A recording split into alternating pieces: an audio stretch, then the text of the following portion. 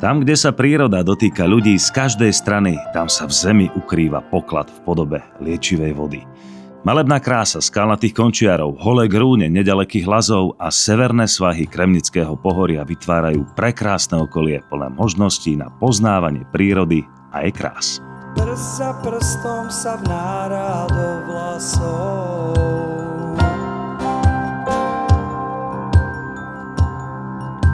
Stúhou cez dlane dotýka sa snou.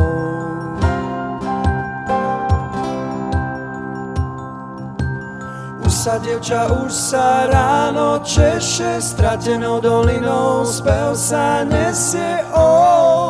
V Turčianskej kotline v obklopení Malej a Veľkej Fatry sa nachádza mestečko s názvom Turčianske Teplice. Majú vyše 6400 obyvateľov, je to okresné mesto, ale hlavne sú tu úžasné kúpele. Turčianske Teplice boli odávna pre svoju polohu, ale najmä pre vysokú liečivú silu prírodných prameňov strediskom návštev domácich i zahraničných hostí. Prvá písomná zmienka o meste je vlastne o jeho teplých prameňoch a pochádza z roku 1281, keď bolo toto územie darované kráľom Grófovi Petrovi. Je to veľmi pekné zelené mesto s množstvom zelenia, ako môžete sami vidieť. Čiže veľmi dobre sa tu žije, je tu veľmi dobrý vzduch. Máme tesne po 6000 obyvateľov. Patríme teda medzi tie menšie mestá. Na to, čo máme, myslím si, že vieme ponúknuť či už turistom alebo miestnym obyvateľom dosť bohatú občiansku vybavenosť. A okrem kúpeľných zariadení a akvaparku, ktorý sa tu nachádza, mesto správuje a prevádzkuje termálne kúpalisko Vieska už dlhodobo, ktoré má veľký úspech hlavne v sezóne. Taktiež v sezóne prevádzkujeme ľadovú plochu, kde sa uskutočňujú rôzne hokejové podujatia a verejné korčulovanie.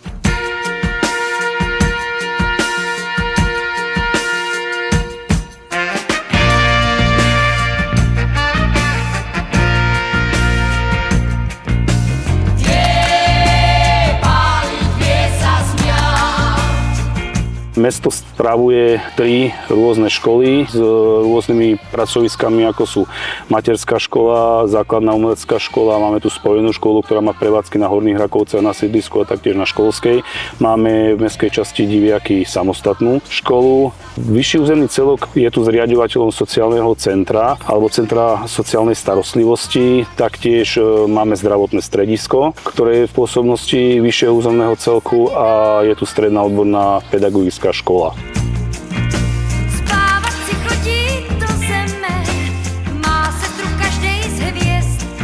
Máme viacero kultúrnych podujatí, medzi tie najväčšie, ktoré by som spomenul, patria Dni mesta, ktoré sú každoročne prevádzkované alebo organizované. Taktiež organizujeme na Deň detí cestu rozprávkovým lesom a hornostručianske dožinkové slávnosti. To patrí asi medzi tie najväčšie akcie, ktoré sú dosť úspešné aj svojou návštevnosťou.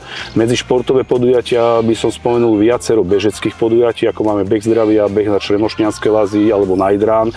Taktiež sa v meste organizovali rôzne cyklistické preteky, ktoré patria do vyššej kategórie a máme veľmi aktívne kluby triatlonistov, stolných tenistov. Tam sú dosahované pravidelne veľmi dobré výsledky aj na celoslovenskej úrovni. Mesto má zaujímavosť 2 futbalové kluby s 2 prevádzkovými futbalovými štadiónmi.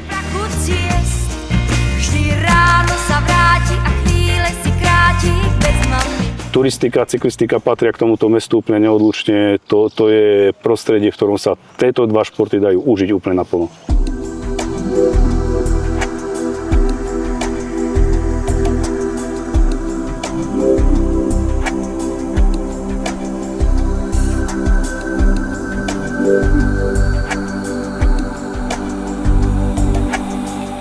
Turčianske Teplice ako mesto nemajú kostol, ale kaplnku svätého Jána Nepomuckého zo 17. storočia. Ďalšie 2 kostoly sú v častiach Háj a Dolná Štúbka.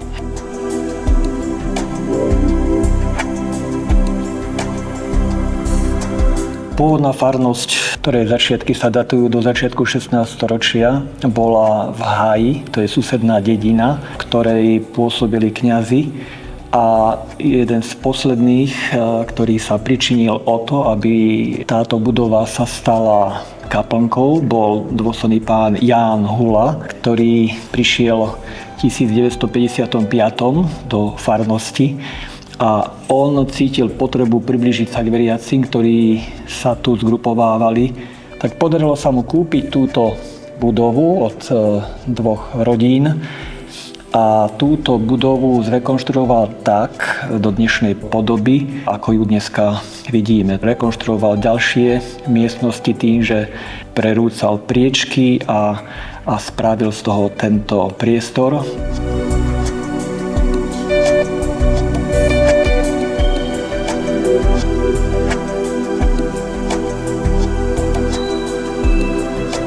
Ja musím povedať, že takým najcennejším, najcentrálnejším miestom tu je samozrejme Pán Ježiš v bohostánku, ale v tejto kaplnke pôvodne bol a je dodnes taká malba na strope kaplnky.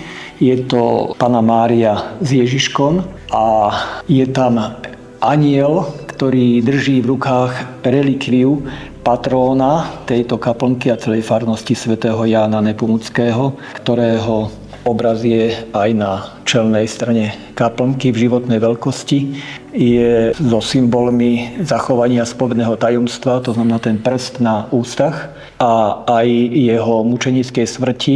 Dolu v spodnej časti obrazu tam vidno takú maličkú postavičku a to je postava Jána Nepomuckého, keď ho zhodili z Karlovho mosta.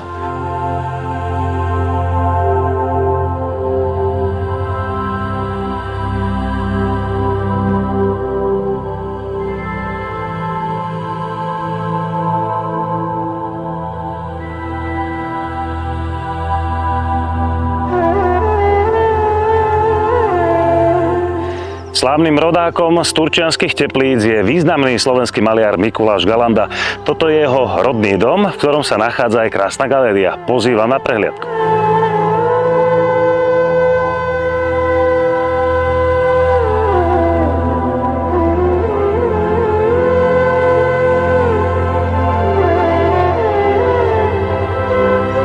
Narodil sa tu v tomto dome v Turčianskych Tepliciach. Táto časť Teplíc sa volá Vieska. Mikuláš Galanda sa narodil ako prvorodený syn svojim rodičom. Mamička pracovala ako krajčírka, mala aj krajčírsky salón a otec bol štátny notár. Mikuláš bol veľmi pracovité a húževnaté dieťa. Hneď po absolvovaní základnej školy na Malom Čepčine išiel študovať do Lučenca maďarské gymnázium. Počas tohto štúdia zažil dosť veľkú tragédiu, určite ako v 16 rokoch prišiel o jednu končatinu. Takže mal amputovanú nohu, neodradilo ho to, pokračoval v štúdiu na Budapešťanskej akadémie výtvarných umení, ale bohužiaľ prišla prvá svetová vojna. Vtedy sa vrátil sem do rodného domu, pracoval ako zapisovateľ v štátnej správe, maloval kulisy pre ochotnícke divadlá a vlastne ešte vydávali časopis so svojimi súrodencami. Ten časopis vydávali v maďarčine.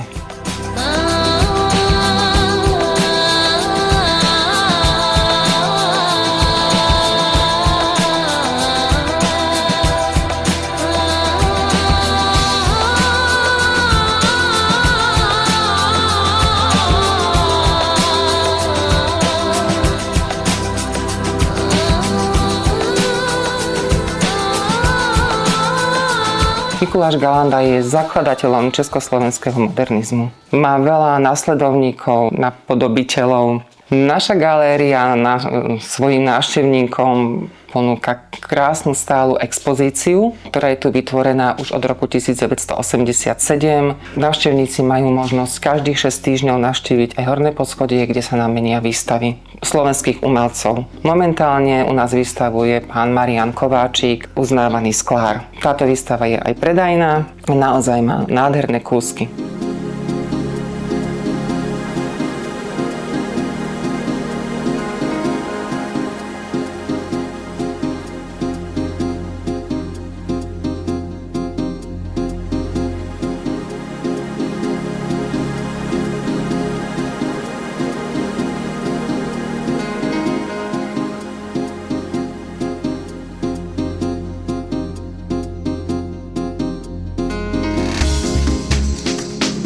Prostredie ako z rozprávkového filmu. Turčianske Teplice patria k najstarším kúpeľným mestám na Slovensku. Súčasťou tohto krásneho areálu je ikonická stavba Modrý kúpeľ. Je to neoklasicizmus z roku 1728.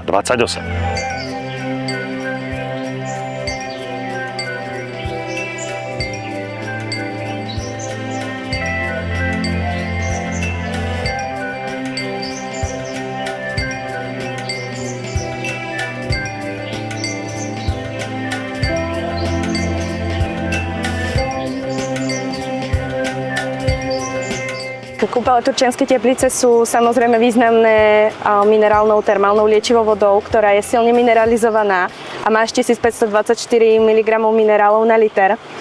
A ľudia ju obľúbujú pre jej širokospektrálne účinky a že tu môžu si liečiť naozaj veľké množstvo rôznych ochorení, od pohybového, neurologického, nefrologické, urologické problémy riešime taktiež tým, že naša voda je pitná, taktiež aj tráviace problémy. Veľký význam pre rozšírenie kúpeľov a zvýšenie návštevnosti malo dobudovanie železničnej trate spájajúcej Vrútky a Zvolen v roku 1872, čím sa stali ľahko prístupnými. Výsledkom bol zvýšený záujem o liečbu v nich a z toho vyplývajúca potreba rozšíriť kapacitu ubytovacích priestorov. Táto stavba je významná tým, že patrí k nášmu 5-hviezdičkovému hotelu, ktorý je jeden z dvoch kúpeľných 5-hviezdičkových hotelov na Slovensku a je naozaj významný. Je to rarita a unikát celosvetový, že vlastne v ňom vyviera naša minerálna termálna voda, čiže tí hostia sa kúpu priamo na aktívnej piscine.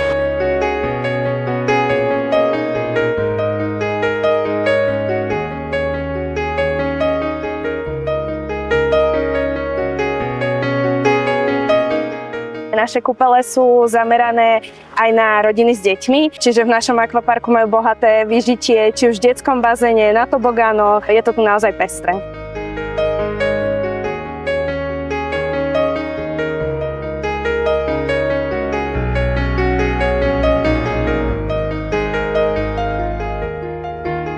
V našom kúpeľnom parku nájdete mnoho lavičiek slávy.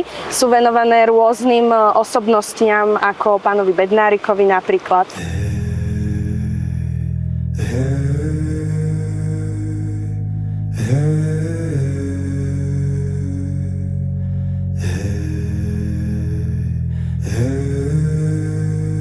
Ku každým kúpeľom samozrejme patria kúpeľné oblátky, no a tie turčianske patria k najchutnejším na Slovensku. Idem sa pozrieť, ako sa vyrábajú.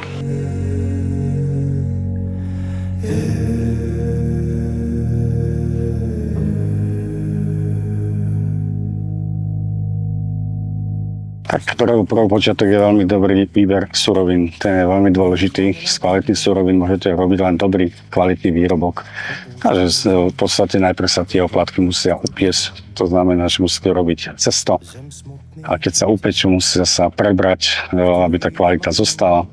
Samozrejme odležať. No a potom nastupuje ten druhý proces, kde sa potom natiera krémom. To ako sme to tam videli. Tak ten krém tiež sa skladá z tých surovín a musí to bolo zase výberové suroviny. Nemôže to byť zase nejaká druhotridná, pretože sa tam neurobíte dobrý výrobok. Takže to je niečo podobné. Samozrejme musí prechádzať váhou, musí tam byť čo najmenší zasah ľudskej ruky do toho a potom to prechádza automatickým balením, datumovaním a až k zákazníkovi.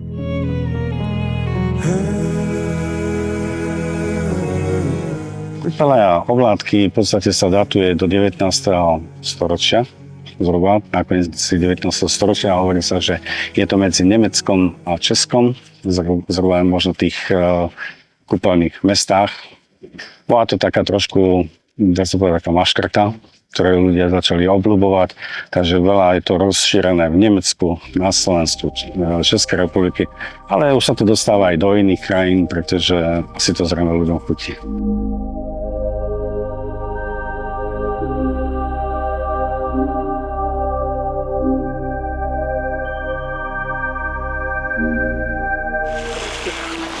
Tak ako vidíte, v Turčianskych Tepliciach je kde sa kúpať. Toto je mestské kúpalisko Vieska, samozrejme s termálnou vodou.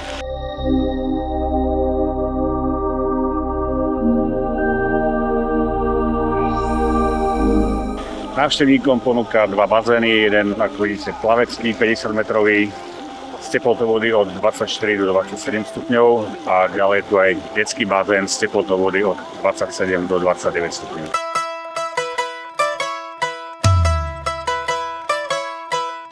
A poďme sa ešte nájsť v úžasnej brinzi. Tento náš slovenský poklad v tomto meste vyrábajú vyše 100 rokov.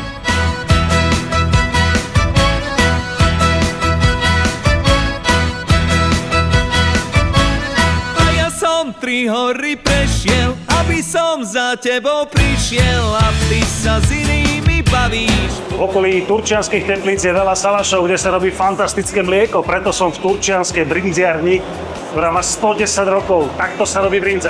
Nechceš, hľadaj si šuhajka, kde chceš. Základom pre výrobu brinze je ovčí syr. Ten pomeliete, pridáte vodu, soľ a necháte odstáť. Pomerne jednoduché. Brinza je nielen chuťová lahôdka, ale má pre naše telo ohromné účinky. Je to silné probiotikum, chráni nás pred rakovinou, prečisťuje krv, je vynikajúca na kosti, chráni pred problémy so srdcom a mnoho ďalších. Turčianske Teplice sa nám naozaj zapísali do srdca a to sme ešte nestihli turistiku a bicykel. Vrátime sa.